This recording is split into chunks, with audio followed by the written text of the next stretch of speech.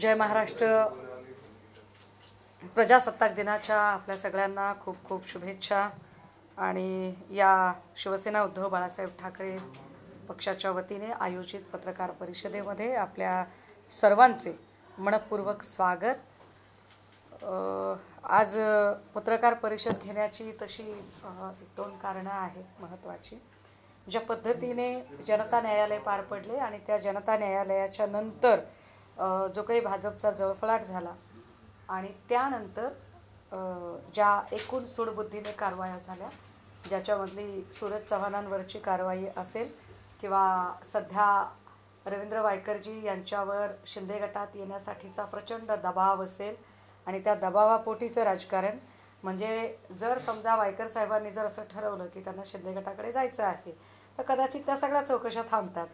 परंतु जेव्हा ते सांगतात की नाही, मला इकडे उद्धव साहेबांच्या सोबत निष्ठावान सैनिक म्हणून थांबायचे आहे, तेव्हा मात्र त्या कारवाया चालू राहतात. तीच सूडबुद्धीने कारवाई आता किशोरीताई पेडणेकर यांच्या संबंधाने ईडीने समन्स पाठवलेला आहे. काल आपण बघितलं असेल की कशा पद्धतीने व्हिडिओ स्पेशालिस्ट किरीट सोमय्या यांनी अक्षरशः तारखा जाहीर केल्या, जणू काही ईडीचे हे कंत्राटी कर्मचारी आहेत. अशा पद्धतीने त्यांनी याला किती तारखेला, त्याला किती तारखेला, रोहित पवार किती तारखेला, वायकर किती तारखेला, पेडणेकर किती तारखेला, अशा एकूण तारखांचं वेळापत्रकच त्यांनी जाहीर केलं. एखाद्या कर्मचाऱ्याने नोटीस बोर्डवर लावावं तसं. थोडक्यात काय आहे की जो कोणी सरकारच्या नाकर्तेपणावर बोट ठेवेल, जो कोणी सरकारला प्रश्न विचारेल, त्याला ईडी सीबीआयचे धाक दाखवायचे आणि त्या प्रत्येकाला या पद्धतीने हैराण करून सोडायचं. अशा पद्धतीचं जे एक दमन यंत्रणा चालू आहे. पण या सगळ्यांमध्ये एक मोठी अडचण अशी होते की जे महाराष्ट्राचे प्रश्न आहेत ते मात्र कुठेतरी बाजूला पडल्यासारखे होत आहेत. नो डाऊट की प्रभू श्रीराम हे सगळ्यांचं श्रद्धास्थान आहे, आदरस्थान आहे. परंतु ईश्वराला सुद्धा आपल्या राजकीय प्रचाराचं टूलकिट करणारी माणसं किती ओंगळवाणी असू शकतात हेही आपण अनुभवलं. कारण ज्यांना ह्याची कल्पना आहे की उद्याला महाराष्ट्रात किंवा भारतात आपण निवडणुकांना जेव्हा सामोरं जाऊ त्यावेळेला बोलण्यासाठी मुद्दाच नाही आहे कोणता, कारण सगळ्याच आघाड्यांवर हे लोक सपशेल अपयशी ठरलेले आहेत. मग महागाई असेल, बेरोजगारी असेल, शेतकऱ्यांचे प्रश्न असतील, महिला सुरक्षा असेल, कंत्राटी भरती असेल, भरती घोटाळे असतील, अगदी आता तलाठी भरती नवीन उघडकीस आलेला टेंडर भरती घोटाळा असेल, अंगणवाडी सेविकांचे प्रश्न असतील, या सगळ्या एकूण प्रश्नांवरती सपशेल अपयशी ठरणारं सरकार. आता काय करायचं तर लोकांना आपण अशा पद्धतीने काही कच्छपी लावू शकतो का, आणि यासाठी चक्क प्रभू श्रीरामाला वेठीस धरण्याचा प्रयत्न त्यांच्याकडून केला जातोय. आणि मग हे सगळे प्रश्न कधी चर्चेला आणायचे मुख्य माध्यमांमध्ये आणि लोकांशी कधी बोलायचं, म्हणजे सतत मन की बात करूंगा, मन की बात करूंगा, अरे पर जन की बात कौन सुनेगा. तर ह्या सगळ्यांचा विचार करता इथल्या गोरगरिबांचे, कष्टकऱ्यांचे, सर्वसामान्यांचे प्रश्न समजून घेतले पाहिजेत असं आम्हाला मनापासून वाटतं.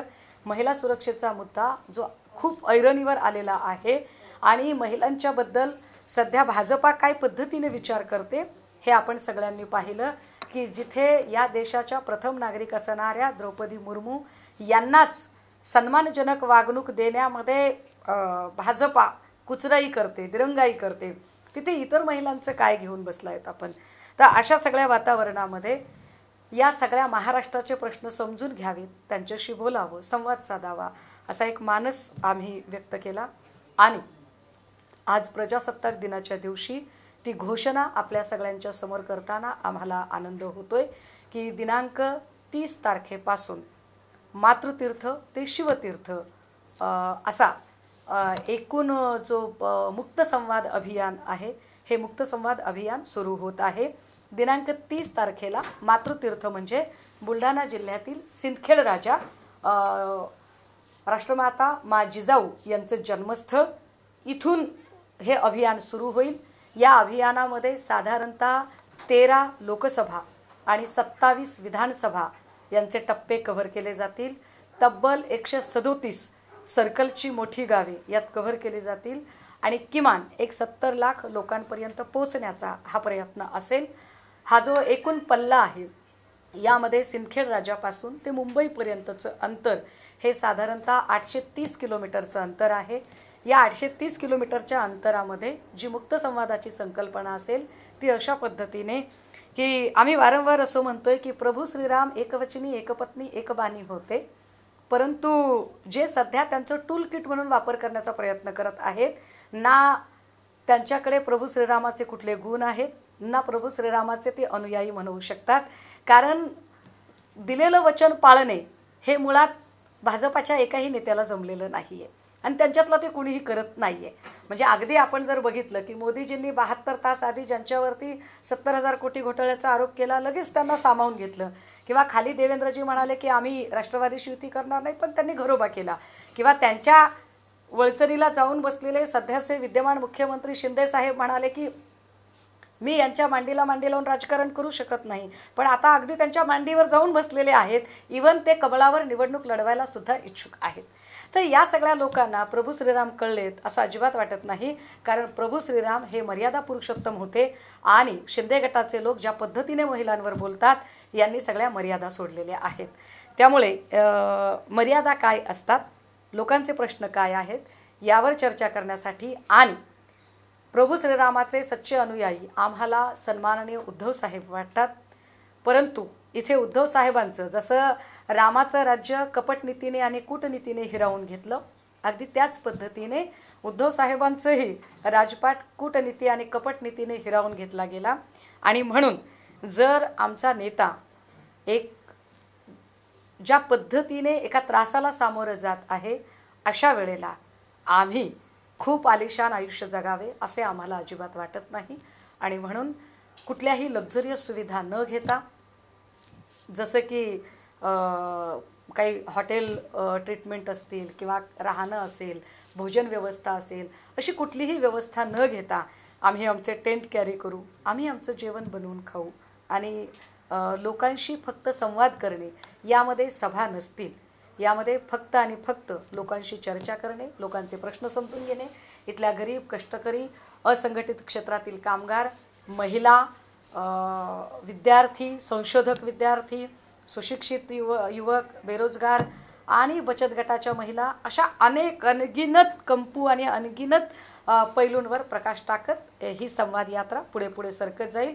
रोजचं अंतर साधारणतः 20 किलोमीटरचा हा टप्पा रोज पार केला जाईल आणि यात सगळ्यांची उद्घोषणा करण्यासाठी म्हणून याची आम्ही जी टॅगलाईन ठरवलेली आहे ती टॅगलाईन अशी आहे, लेक महाराष्ट्राची साध मातोश्रीची, की महाराष्ट्राच्या सगळ्या जिजाऊ सावित्रीच्या ज्या लेकी आहेत त्या जिजाऊ सावित्रीच्या लेकी या अभियानामध्ये सामील होऊ शकतात. हे अभियान पक्षीय राजकारणाच्या पलीकडे जाऊन महाराष्ट्रातल्या महिलांचे, कष्टकऱ्यांचे आणि गोरगरिबांचे प्रश्न समजून घेण्यासाठी आणि त्यांच्याशी खरा संवाद साधण्यासाठी म्हणून असणार आहे.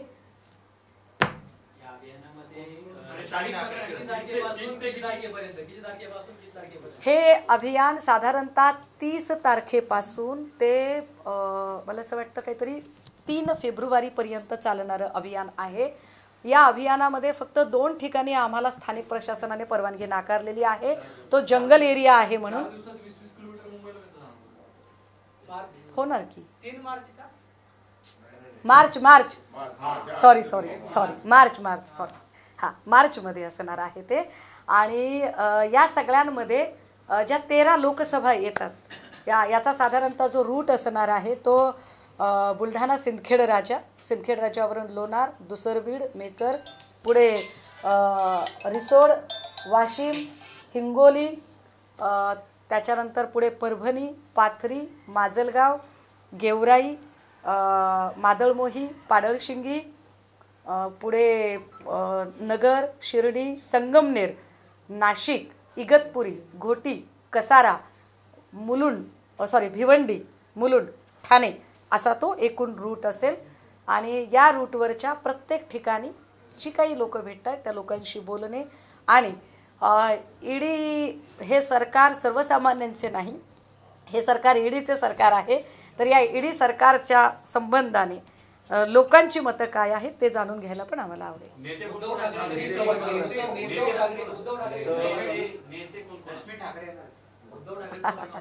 मी पुन्हा एकदा आपल्याला सांगितलं पाहिजे की काही लोकांनी म्हणजे त्या दिवशी भास्कर दादा प्रेमापोटी जरी म्हटले असले नाशिकमध्ये की वहिनींनी आता बाहेर पडायला हवं, परंतु मला असं वाटतं की वहिनींची स्वतःची मानसिकता अजिबात निश्चितपणे आता तरी सध्या तरी सक्रिय होण्याची नाही. कारण आम्ही स्वतः त्यांना आग्रह केला होता की त्यांनी उद्घाटनासाठी आम्हाला हिरवा झेंडा दाखवायला थांबावं, परंतु त्यांनी स्पष्टपणे त्या गोष्टीसाठी नकार दिला. ज्या आहे ती जबाबदारी त्या आत्ता म्हणजे गृहिणी ही जबाबदारी त्या छान पार पाडत आहेत. परंतु या संपूर्ण प्रवासाच्या दरम्यान हे साधारणतः जे 35 दिवसांचं अभियान आहे, या 35 दिवसांमध्ये शिवसेनेचे वेगवेगळे नेते वेगवेगळ्या टप्प्यांवरती येतील, भेटतील. 35 दिवस 35 इश्यूजवर काम होईल आणि उद्धव साहेबांचा जो काही विषय आहे तर उद्धव साहेब हे समारोपाच्या दिवशी आम्हा सगळ्यांच्या स्वागतासाठी असतील. मध्ये काही ठिकाणी आदित्य सरही असतील आणि इतर काही ठिकाणी अजून सगळे मान्यवर नेते आमच्यासोबत उपस्थित असतील. सिंदखेड राजाला सगळ्या शिवसेनेच्या महिला उपनेत्या उपस्थित राहतील आणि सोबतच काही महत्त्वाचे नेतेसुद्धा असतील. उद्धव साहेबांची आमची जी समारोपाची सभा असेल ती उद्धव साहेब त्याला स्वतः हजर राहतील. आणि राहिला प्रश्न इतर दौऱ्यांचा, तर जसं आता 30 तारखेला माझ्या माहितीप्रमाणे लोकसभेचं अधिवेशन संसदेचं अधिवेशन सुरू होत आहे, त्यामुळे ह्या सगळ्या अधिवेशनात बरीचशी मंडळी गुंतलेली असतील आणि त्या दरम्यान अजून 2 प्रोग्राम आखले जातील, ज्या प्रोग्राममध्ये आदित्य सरांचा निष्ठा यात्रेचा दौरा आणि सोबतच विभागीय सभा सन्मान्य पक्षप्रमुखांच्या होतील. आणि मी किंवा भास्कर दादा, राऊत साहेब किंवा आमचे अरविंद भाई या सगळ्यांच्या पण सभा बिनवाहील चालू असतील. ताई, तुम्ही आता ईडीच्या चौकशीबद्दल बोललात, त्यामध्ये किशोरी पेडणेकर आले, रोहित पवार सुद्धा आले होते. हो, त्या चौकशीच्या संदर्भात आम्ही जेव्हा प्रश्न माध्यमांनी अजित पवारांना विचारला तेव्हा अजित पवारांचं असं म्हणणं आहे की कुठल्याही चौकशीचा इव्हेंट करू नये आणि कुठलाही प्रोपोगेंडा करू नये. इव्हेंट झाला असं वाटतंय का? नाही, इव्हेंट होण्याचं काय कारण आहे हे बघा. ज्याचं काळीज असतं, ज्याचं आतडं असतं ते तुटतं. पवारसाहेबांचे नातू जेव्हा त्यांना ईडीला सामोरं जावं लागतंय तेव्हा, आणि सगळ्यात महत्त्वाचं म्हणजे पक्षप्रमुख म्हणून सुद्धा, की आपल्या पक्षप्रमुख हा कुटुंब प्रमुख असतो. त्यामुळे पवारसाहेब जर त्या चौकशीच्या दरम्यान तिकडे हजर राहिलेले असतील किंवा त्याच वेळेला तिकडे सुप्रियाताई उपस्थित राहिले असतील, कारण काय आहे माहिती आहे का, लोक पायी चालू देत नाहीत आणि लोक घोड्यावरही बसू देत नाहीत. म्हणजे समजा जर तिकडे ते गेलेले नसते तर कदाचित काही लोक असं म्हणाले असते, बघा बघा रोहित पवारांना वेगळं पाडलेलं आहे, रोहित पवारांना एकटं पाडलेलं आहे. तर लोक सगळीकडून वाजवतात. मला वाटतं की आपण काय घ्यायचं आणि काय नाही यासाठी आपले कान चांगले फिल्टर केले पाहिजेत. असं म्हटलं जातं की जरांगेंच्या मागे एक छुपा नेता आहे, सतत तशी टीका होते. तुम्हाला तसं काही जाणवते का, कोणी जरांगेंना चालवते, जरांगेच्या मागे कोणी मोठा नेता? नाही, मला असं नाही वाटत. परंतु हां, त्यांच्या समाजाप्रती असणाऱ्या निष्ठा याच्यावरती आपण काही शंका घ्यायचं काही कारण नाही. परंतु निश्चितपणे त्यांच्या भोळेपणाचा कोणी गैरफायदा घेईल का ही भीती नक्की वाटते. प्रकाश आंबेडकरांच्या निमंत्रणावरून बराच वाद पाहायला मिळतो. काय चर्चा होती की नाही? आता एकीकडे पंतप्रधान महाराष्ट्रामध्ये येत आहेत, अजून ममता बॅनर्जीवरून प्रेशर करतात की नाही आम्ही 16वरती लढणार. काल प्रकाश आंबेडकर म्हणतात की आम्हाला निमंत्रण मिळालेलं नाही. हे वास्तविक नेमकं काय? प्रकाश आंबेडकरांच्या संबंधाने सन्मान्य प्रकाश आंबेडकर हे महाविकास आघाडीचा भाग म्हणून सगळ्यांना हवे आहेत आणि सगळ्यांच्याच दृष्टिकोनातून त्यांचं महत्त्व कुणीही नाकारलेलं नाही. मला असं वाटतं की काल त्यांना निमंत्रणही पाठवलेलं होतं. कदाचित त्यांच्या काही अडचणी असतील वैयक्तिक, ज्यामुळे ते उपस्थित राहू शकले नसतील. परंतु जेवढी माझी माहिती आहे त्यानुसार 30 तारखेची जी बैठक होणार आहे, महाविकास आघाडीच्या जागा वाटपांची जी दुसरी फेरी 30 तारखेला होणार आहे, त्या बैठकीत मात्र ते उपस्थित राहणार आहेत आणि ते आपलं म्हणणं सुद्धा मांडणार आहेत. पंढरपूरमध्ये एक व्हिडिओ ट्विट केलाय वडेट्टीवारांनी, ज्याच्यात नथुराम गोडसेंच्या समर्थनार्थ घोषणाबाजी केली. तुम्हाला काही या व्हिडिओबद्दल माहिती आहे काही? नाही, मला ही काही माहिती नाही. मला आपल्याकडूनच कळते. राहिला प्रश्न मुनगंटीवारांचा, तर मुनगंटीवार काहीही करू शकतात आणि काहीही बोलू शकतात. वडेट्टीवारांच्या बद्दल मला मुनगंटीवार ऐकायला आलं. आणि वडेट्टीवारांनी कुठला व्हिडिओ ट्विट केला हे मी अजूनही बघितलेलं नाही. मला आपल्याकडून माहिती मिळते, मी निश्चितपणे ती बघितल्यावर व्यक्त होईल. नितेश राणेंनी रोहित पवार, शरद पवार आणि सुप्रिया सुळेंचा एक फोटो ट्विट केलाय. असं म्हणतात की तिघांचाही बाजार उठलेला आहे. हा फोटो त्यांनी ट्विटरवरती शेअर करत पोस्ट केली. टिल्ल्या पिल्ल्यांवर आपण बोलू नये. नेक्स्ट. पण मग निलेश राणे असं म्हणतात की महाभारतातल्या संजयला दृष्टी होती, पत्रात चोरचा जो संजय आहे तो 260 लावून येतो. टिल्ल्या पिल्ल्या लेकरांवर आपण बोलू नये. शेंबडी लेकरं बोलत राहतात, काय त्यात एवढे. नाही, त्यांना कुणी गांभीर्यानं घेत नाही, त्यामुळे कुठलाही गैरसमज पसरत नाही. त्यांना कुणी गांभीर्यानं घेत असतं तर नक्की मी उत्तर दिलं असतं ना. पण आम्हाला काही ते गांभीर्यानं घ्यावं असं पात्रच वाटत नाही. ठीक आहे, आता काय आहे म्हणजे देवेंद्रजींच्याकडे अशा बार्किंग ब्रिगेडमधली काही लोक असतात की ज्या बिचाऱ्यांची रोजंदारी चालते. आणि काय आहे माहिती आहे का, उद्धव साहेब एकीकडे तर हे लोक, मला यांचं गंमत म्हणजे कौतुक वाटतं. एकीकडे सांगतात की उद्धव साहेबांचा पक्ष आता पक्ष राहिला नाही, संपत आलाय. अरे संपत आलाय तर चर्चा कशाला करता एवढी. म्हणजे महाराष्ट्र काँग्रेसमुक्त जेव्हा व्हायचा तेव्हा होईल, किंवा भारत काँग्रेसमुक्त व्हायचा तेव्हा होईल. पण आधी देवेंद्रजींनी आणि त्यांच्या बार्किंग ब्रिगेडमधले जे लोक आहेत त्यांनी किमान आपली भाषणं तरी ठाकरेमुक्त करून दाखवावीत. अजून तुमचं भाषणच ठाकरेमुक्त झालेलं नाही आहे. इतकी भीती वाटते. ज्या अर्थी सकाळी उठल्यापासून संध्याकाळपर्यंत हे सगळे असे टिल्ले पिल्ले बोलत राहतात, याचा अर्थ असा आहे की या सगळ्यांना एक टास्क दिलेला आहे दिवसभराचा. कशासाठी? की अरे एवढं सगळं करून सुद्धा हा अभेद्य किल्ला कुठूनही, साधा एक बुरुजही, ढासळणे तर दूर, साधा तो खिळखिळासुद्धा कसा होत नाही. त्यामुळे हे बिचारे सगळे डेस्परेटली प्रयत्न करतात. असं नाही, सन्मान्य संजय राऊत साहेब हे पक्षाची बाजू म्हणतात. सन्मान्य संजय राऊत साहेब यानं काय केलं, त्याने काय केलं, हा 90 तो 60 असल्या शेंबड्या भाषा करत नाही. जरांगेंच्या हेतूविषयी शंका नाही असं तुम्ही म्हटलात, मात्र त्यांच्या आंदोलनाविषयी किंवा आंदोलनाच्या स्वरूपाविषयी नेहमीच प्रश्न उपस्थित होतात. तुम्ही देखील आधी केले होते. आज त्यांना कुणीतरी रसद पुरवत आहे एवढ्या मोठ्या प्रमाणावरती असं बोललं जाते. मग एका बाजूला कधी मग शिंदे असतील किंवा शरद पवार असतील, दोघांची नाव घेत. तुम्हाला काय वाटतं? नाही, मला याच्यात काही माहितीच नाही आहे, मला कल्पना नाही आहे याच्यामध्ये की कोणी.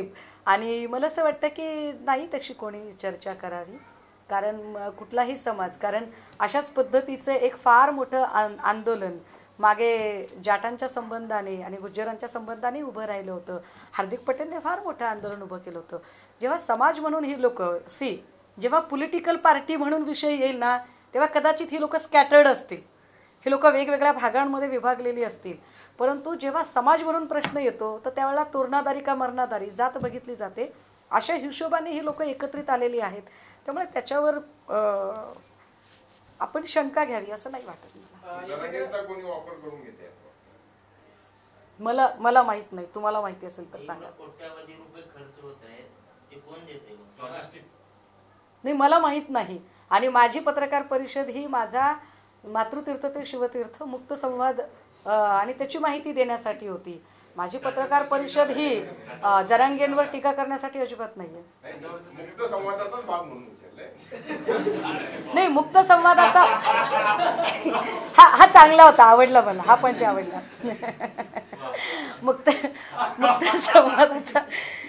मुक्त संवादाचा भाग म्हणून आपण, मला असं वाटतं की जरांगे सरकारला प्रश्न विचारत आहेत आणि मी सुद्धा सरकारला प्रश्न विचारते.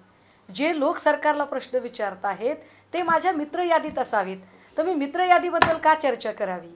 मी सरकारला प्रश्न विचारावेत आणि सरकारला बोलावं. कोण कोण म्हणताय? ठाकरेंसोबत सरकार चालतं? अरे आम्ही कुठे काय म्हटलं? हे बघा, खरं तर ना याच्यातलं एकही वाक्य ह्याच्यासोबत चालतं का त्याच्यासोबत चालत नाही का. उलट मी तर राज्यशास्त्राची विद्यार्थिनी म्हणून सांगेल की काय म्हणता येईल त्याला, राजकारणात कुणीही कधीही सदा सर्व काळ अस्पृश्य नसतं आणि कुणीही कधीही सदा सर्व काळ एकमेकांचा मित्र किंवा शत्रूसुद्धा नसतं. त्यामुळे काही बोलायचीच गरज नाही. हा, पण मागे कोणीतरी म्हणत होतं बाबा की इकडचे सगळे उद्योग तिकडे पळवले, गॅस किती महाग झाला, सिमेंट किती महाग झालं, स्टील किती महाग झालं, वाळू किती महाग झाली, आणि तरी कसे कमळाबाई करताय. तर असं कोणीतरी बोलत होतं. ते कोण बोलत होतं ते काही मला माहिती नाही. काल पवारांनी परवा गुंडा गजानन माने यांची भेट घेतली होती घरी जाऊन, सत्कार केला त्यांचा पवारांचा.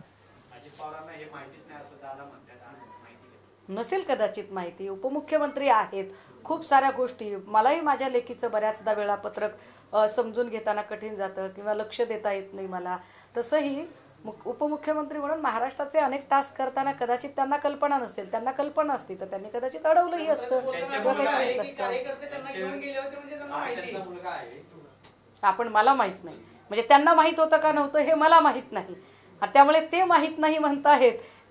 एवढं मला आता तुमच्याकडून माहीत झालेलं आहे. त्यामुळे जेवढं मला माहीत झालेलं आहे तेवढ्या माहितीवर मी ही माहिती तुम्हाला पोहोचवत आहे. मुख्यमंत्री म्हणून एक जागरूक पालक म्हणून आता तुम्ही पण तुमचे लेख ठीक आहे कुठे जाते वगैरे, पण कुणासोबत जाते आपण लक्ष ठेवतोच की कुणाच्या काय काय असंच असतं ना. पण मला असं वाटतं की त्यांनी काय करावं, त्यांच्या मुलाला लक्ष ठेवावं की नाही ठेवावं, जाण्यासाठी मज्जाव करावा की नाही करावा, हा कम्प्लिटली त्यांचा प्रश्न आहे. It's none of my business. मी का त्याच्यावर वक्तव्य करावीत. म्हणजे तुम्हाला जर अपेक्षा असेल की मी काहीतरी असं बोलावं आणि तुम्ही ती लाईन चालवावी तर असं अजिबात होणार नाही. मुक्त संवाद करताना सुद्धा माझ्या पक्क लक्षात आहे की मला काय सांगायचं आहे. मला मातृतीर्थ ते शिवतीर्थ मुक्त संवादावर बोलायचं. नाही, पण हा प्रश्न तुम्ही जेव्हा काही टिल्ले पिल्ले इकडे तिकडे गेले होते तेव्हा पण उपस्थित करायला पाहिजे होता. तेही गेले ना. Every action has a equal reaction. नाही, विरोधक असणं मी विरोधक आहे म्हणजे काय मी काठ्यालाट्या घेऊन उभी आहे काय. माझे काही वैचारिक मतभेद आहेत. माझे वैचारिक मतभेद उद्या जर देवेंद्रजी जर आमच्या शिवसेनेकडे आले तर कदाचित नसतील. देवेंद्रजींनी जर आमची विचारधारा स्वीकारली तर नसेल. नाहीतरी देवेंद्रजींना आता पक्षात त्यांची जशी काही कोंडी होणार आहे आणि ज्या पद्धतीने देवेंद्रजी आत्ता त्यांची इमेज महाराष्ट्रात आणि एकूण भाजपामध्ये आहे ती फार वाईट आहे, अत्यंत वाईट आहे ती इमेज. हा, पण मी पुण्यातल्या काही लोकांना घेण्याचा प्रयत्न नक्की करेल. संजीव ठाकूर आणि ललित पाटील यावर जास्त प्रश्न आपण त्याच गृहमंत्र्यांना विचारले पाहिजेत की जे फार मोठं नेक्सस बाहेर काढणार होते. मी म्हटलं ना की एकवचनी असणं म्हणणं वेगळं आणि असणं वेगळं. यांच्यात कुठलाच एकवचनी असण्याचा गुण नाही आहे. कुठलाच शब्द ते पाळत नाहीत. कुठलं नेक्सस बाहेर काढलं त्यांच्याच जीवाला माहिती. ना संजीव ठाकूरचं काही केलं ना ललित पाटीलचं काही केलं. बोलाचीच कडी आणि बोलाचाच भात असं सगळं. हा, परंतु हा विषय आम्ही सोडून दिला आहे असं जर त्यांचं म्हणणं असेल तर ते भ्रमात आहेत. त्यावर मी माझी अगदी बैजवार मांडणी नाशिकच्या अधिवेशनात सुद्धा केली. मुख्यमंत्री एकनाथ शिंदे परत एकदा हेलिकॉप्टर घेऊन 3 दिवस शेतामध्ये गेले, रमले. एकीकडे आरक्षण चाललंय, ओबीसी आरक्षणाचा एवढा मोठा प्रश्न आहे. तुम्ही म्हणताय की उपमुख्यमंत्र्यांना कदाचित वेळ नसेल, बिझी असतील. उपमुख्यमंत्री एवढं काम करतायत तर मुख्यमंत्री 3-3 दिवस शेतामध्ये काय करतात असा सुद्धा प्रश्न विरोध होतो. पण तुम्ही वाईट बोलताय. तुम्ही उलट का मुख्यमंत्री शेतकऱ्याच्या पोराने हेलिकॉप्टरमध्ये बसू नये काय? शेतकऱ्याच्या पोराने 3 दिवस हेलिकॉप्टरमध्ये फिरू नये? अहो, तो शेतकऱ्याचा पोरगा म्हणून हेलिकॉप्टरमध्ये बसला असेल तर आपण मान्य करून घेतलं पाहिजे. असं आहे की असेल त्यांची काही दऱ्यामध्ये एखादी पूजा ठेवली असेल, एखादी पूजा दिवसा असेल, एखादी पूजा रात्री असेल, असू शकतात. पूजा अर्चा करायला गेले असतील तर आपण का बरं त्याच्यावर आक्षेप घ्यावे? हो, पण ते पण स्वतः मराठा आहेत ना. एकनाथ शिंदे साहेब पण स्वतः मराठा आहेत. त्यामुळे शिंदे साहेबांना मराठा म्हणून जसं मी म्हटलं ना की मरणादारी का तोरणादारी काळीज तुटतं माणसाचं, तसं त्यांचंही काळीज तुटत असावं असा माझा समज आहे. आणि अजितदादांचं पण तसं काळीज तुटत असावं असा माझा समज आहे. त्यामुळे ते नक्की त्याची काळजी घेतील. मुक्त संवादावर बोलूया का आपण? शिवतीर्थ आणि मातृतीर्थ मुक्त संवादावर बोलूया. बरं, हा विचार. ठीक आहे चला. मुक्त संवाद पहिला मुक्त संवाद इथूनच सुरुवात. हा, काय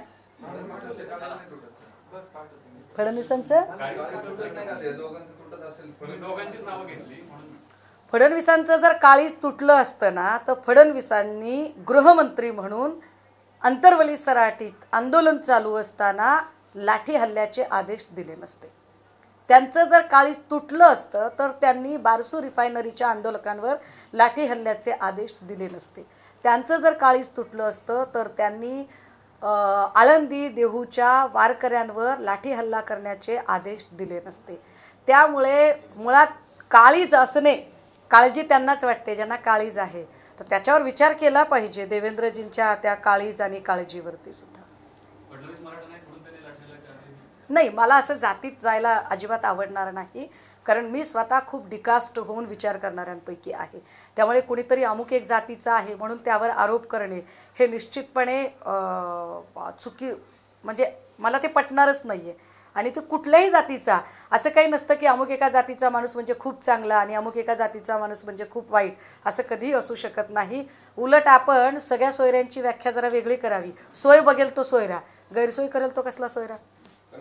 त्यामुळे जरांगेंची सोय जे करतील ते सोयरे असतील, पण जरांगेंची जर गैरसोय होत असेल, नाही, पण शिंदे किंवा दादांमुळे जर गैरसोय होत असेल तर मग मात्र विचार करावा लागेल ना. नाही, तुम्ही वेगळ्या अर्थाने सोय काढताय, मी त्या अर्थाने नाही बोलत आहे. तुम्ही त्याला पॉलिटिकली कॉट करायचा प्रयत्न करताय, पण असं काही नाही आहे. एक लक्षात घ्या, मी बोलताना माझा अँगल अत्यंत वेगळा आहे. तुम्ही त्याला कितीही असं ठरवून त्याला ट्रॅप करायचा प्रयत्न केला तरी ते ट्रॅप होणार नाही. त्यामुळे तुमचा मुक्त संवाद नक्की आवडेल मला, करा मुक्त संवाद. त्याच्या अगोदर परवापर्यंत जरांगे शिष्टमंडळाला भेटले तेव्हा ते जाहीर भेटले, सगळ्यांच्या समोर भेटले, मीडियाच्या समोर भेटले, जे सरकारचे शिष्टमंडळ लोक भेटायला त्यांना. काल पहिल्यांदा असं घडलं लोणावळ्यात, शिष्टमंडळ काल जरांगेंना भेटायला गेलं, ते एका बंगल्यात बद्ददार आड भेटलं. तिथे ना मीडियाला आत येऊ दिलं गेलं ना तिथे त्यांच्या सहकार्यांना आत येऊ दिलं गेलं. सभा होती, सभेचं स्टेज होतं, तिथे भेटू शकले असते नेहमीप्रमाणे, काल जरांगेंनी ते टाळलं. असेल काही गर्दीमुळे शक्य झालं नसेल किंवा अजून काही कारणं असू शकतील. सुतावरून स्वर्ग का गाठावा आपण, असू शकतात काही कारणं. जरांगे सारखा एवढ्या मोठ्या लोक काय पाठबळ असणारा, जनतेचं नागरिकांचं समाजाचं पाठबळ असणारा माणूस शिवसेनेत असावा असं वाटतं. नाही, मला असं अजिबात वाटत नाही. मला असं वाटतं की काही माणसं ही जर सोशल लिडरशिप करत असतील तर ती सोशल लिडरशिप करणारी असावीत, कारण तिथे ती अजून चांगलं आणि खूप फ्रीलान्स काम करू शकतात. पॉलिटिकल लिडरशिप अजून वेगळी गोष्ट असते आणि तिथे बऱ्याचदा अडचणी निर्माण होतात. त्यामुळे सोशल लिडरशिप करणारी माणसं आपल्याकडे खूप कमी आहेत. त्यामुळे खूप चांगल्या अर्थाने, खूप सद्भावनेने मला असं वाटतं की नाही असं काही मला तर त्यांना व्यक्ती स्वातंत्र्य आहे, त्यांनी खुशाल जावं. नागरिक म्हणून मला विचारलं, मी सांगितलं त्यांना जर इच्छा असेल तर त्यांनी जावं, काय अडचण आहे. त्यांना स्वातंत्र्य आहे. आपण कोण सांगणार आहे की नाही तुम्ही जाऊ नका म्हणून. अगदी त्यांना वाटलं की नाही मला राष्ट्रवादीत जायचंय, काँग्रेसमध्ये जायचंय किंवा भाजपमध्ये जायचंय, तर ही त्यांची ओन चॉईस असणार आहे. अरे आमचा पर्याय हे बघा, उगाच जाता मला हा मुक्त संवाद आहे. मुक्त संवादामध्ये अगदी नाही, आमचा ऑप्शन काय माहिती आहे का, आम्ही लोकांची घरं फोडणारे आणि पक्ष फोडणारे नाही आहोत. आमच्यात आणि त्यांच्यात फरक आहे. आम्ही लोकांना जोर जबरदस्ती करून ईडी सीबीआयचे धाक दाखवून बोलावणारे लोक नाही आहोत. हां, आमची विचारधारा एखाद्याला पटत असेल आणि स्वतःहून एखादा माणूस येत असेल तर निश्चितपणे आम्ही त्याचं अत्यंत दिलदारपणे स्वागत करायला तयार आहोत. परंतु उगाच जोर जबरदस्ती करून बळजबरीचा रामराम करण्यात काय अर्थ आहे.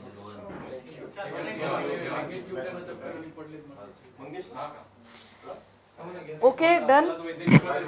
मी सगळ्यांना टीजर पाठवते. मी टीजर पाठवते मी सगळ्यांना. ही पूर्णवेळ चालणारे जे लोक असणार आहेत, पूर्णवेळ चालणारे लोक हे 25 असणार आहेत. परंतु याच्यामध्ये 3 प्रकारचे लोक असतील. पूर्णवेळ चालणारे, अतिथी जे मधून मधून येऊन आमच्यासोबत 2-3 दिवस काढणार आहेत, आणि स्थानिक जे त्या ठिकाणी जॉईन करतील आणि पुढे जातील अशा पद्धतीने.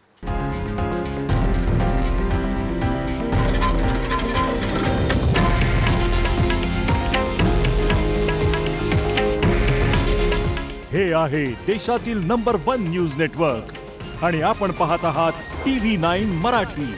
काळजी तुमची, हित महाराष्ट्राचं.